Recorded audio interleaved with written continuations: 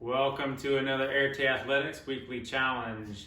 This week we're going to go over how to increase some shoulder mobility and some exercises that you need to kind of look at on how to combine other things with that. Otherwise, if we just work on kind of stretching out the shoulder without looking at, say, your thoracic motion, mainly extension, you'll run into some problems and tend to usually overstretch the shoulder.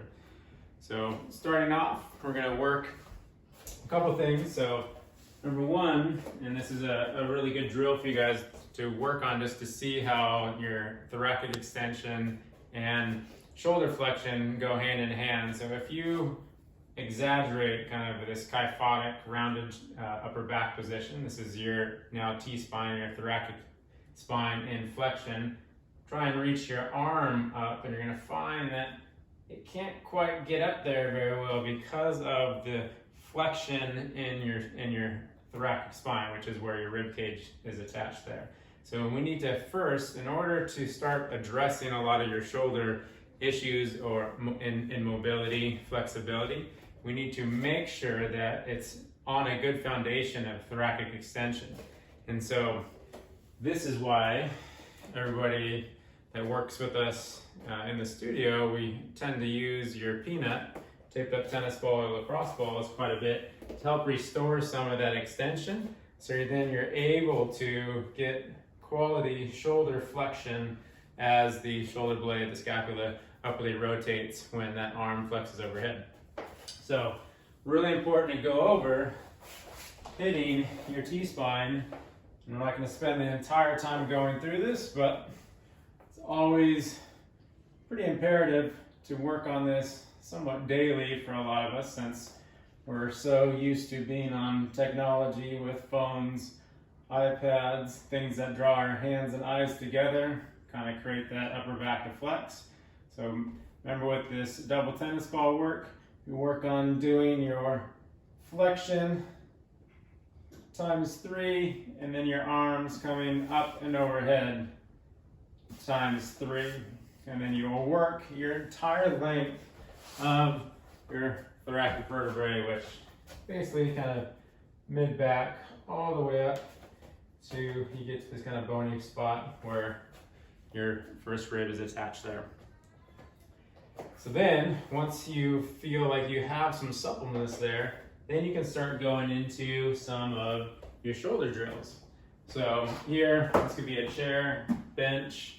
This is really just a coffee table with a pad on it. Technically don't even need the pad, but I'm going to start with one arm going into adduction, which is coming across my body. And then the other arm is going to stabilize there on that. And then I'm just going to work on going in and out of more adduction. So I'm trying to actually get some posterior capsule stretch out of that. But I'm motioning my shoulder blade. I'm trying to get my shoulder blade to pull around, almost like I'm reaching across my body and then coming back up. Reach across, come back up. You do that 10 to 15 times, and then you can go into your isometric hold. And then you would repeat that. Again, if you're having pain on any of this, do not continue. So that would be a great exercise. Obviously, I would do it both sides there. And then backing that up, now I'm going to combine some more of that extension of my upper back with shoulder flexion, placing my hands on top, and then working on driving my chest down, but simultaneously motioning through my scapula, reaching away, and then coming back up.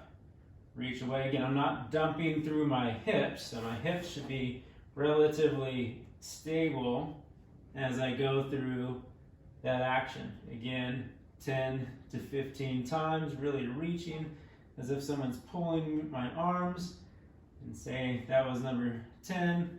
Then I would just hold for a good 15 to 30 seconds in that overhead flexion position.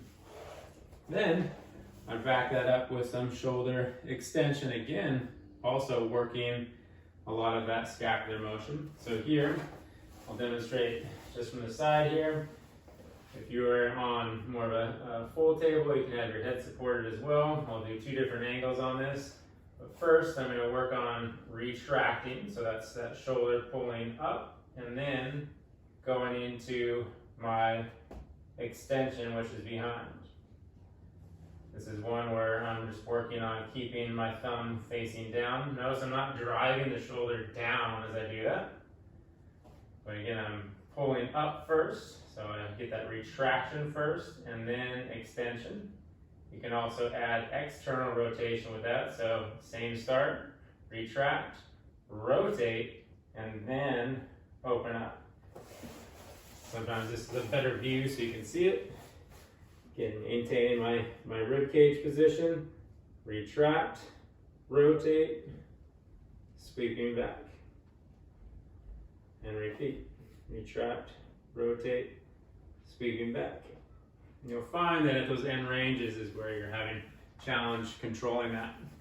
Then we're going to go in front. So same idea, retract, and then now I'm kind of going into that Y position, but I'm trying to reach my scapular up and out as I come up.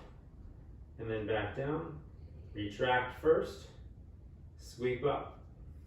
Again, for the designated 10 to 15 repetitions, it should get fairly difficult by the end of that. And then you can work it all the way through. Now a full range, doesn't matter if you start at the bottom or the top, you can go both ways, retract, sweep, and then now going through that range. Bring it back down, retract, lift, sweep it through. You'll find that there may be some sticky points throughout that motion. So that's another great drill. And then we can do a short arm axis where we're now primarily just trying to move an extension of that upper back with some shoulder flexion at the same time. So I have my hands fairly close together. I'm working on driving down with my chest. For a lot of people, this will be pretty tight feeling, mainly because of what they're experiencing, also some tricep stiffness and or tightness. As I drive down as far as I can, and then coming up again, moving my chest forward towards the floor as I'm feeling like I'm lifting and retracting my shoulder blades simultaneously. Remember, no pain on that. Same idea, 10 to 15 reps, and then hold that last rep in that shortened position. So this gives you quite a few ideas on working through some shoulder mobility drills. Remember, when we're doing this, you're looking at first getting the T-spine to have some extension in it before we work on your shoulder flexion. Number 2, working through the range. And number 3, then holding that end, that isometric at the end range. Usually that's the shortened position. So this is shortening for shoulder flexion. This would be shortening for shoulder extension. This would be the short position for shoulder abduction. And then this would be the shortening for shoulder adduction. Trying to hold those end ranges of motion where the muscles are in the shortest position. Obviously other muscles are also in a lengthened position. So go ahead and work on those for this week, and good luck.